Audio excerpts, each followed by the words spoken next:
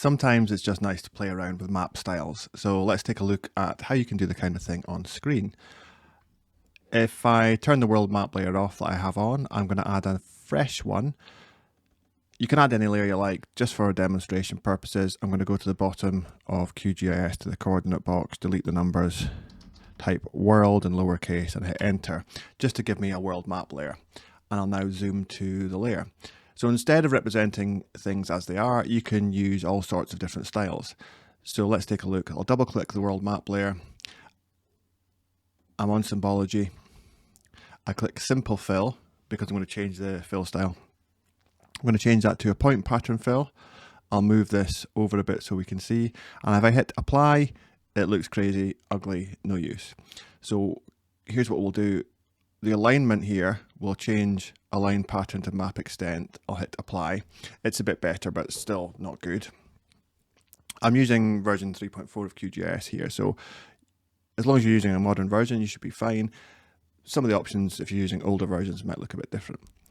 If I click on simple marker and change the size to 1, and then I'll drag and drop the color from fill to stroke, so the outline and the fill color are the same, and hit apply, it's better sized dots, but I need to go back to point pattern fill to change the distance horizontally and vertically between the dots. So let me change these to 3 and 3, and then I'll hit apply. We can see the dots are kind of clipped or truncated at the edge of countries. I don't want that, so I'm going to zoom down and change the clipping to marker centroid within shape, and I'll hit apply. But if I change it to marker completely within shape, I'll lose some dots. So in this case, marker centroid within shape, I'll hit apply. And let's just make a couple of other changes. Simple marker, I'll change the size of that to 0.8. I'll change the color to white, like that. I'll hit OK. I'll go to project properties, and I'll change the background color to something dark. And then I'll double click on the world map layer again. I'll go to point pattern fill. I'll change the horizontal gap to 2 and 2. And I'll hit apply and then OK. And this is just something you can do for a bit of fun, maybe stylistic reasons, can be interesting way to represent things, but it's just an aesthetic thing. And because I use millimeter spacing, if I zoom in, we will see more detail.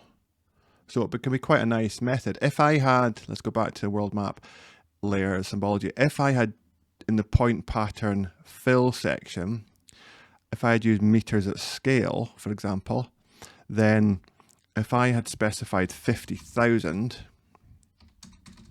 meters at scale between points, that should give us 50 kilometers between them. And that should stay the same regardless of the zoom level. So if I zoom out, you can see what happens. So often, if I'm just doing it for aesthetic purposes, I'll do something like 2 millimeters, and I'll hit apply and then OK. So that's how you can do something like that. In the original one, you could see country border as well. If I double click it now and I go to point pattern fill and scroll down again, and I chose marker completely within shape and hit apply, we should see some country borders come out. And if I click OK and zoom into South America a bit, you can see how that works.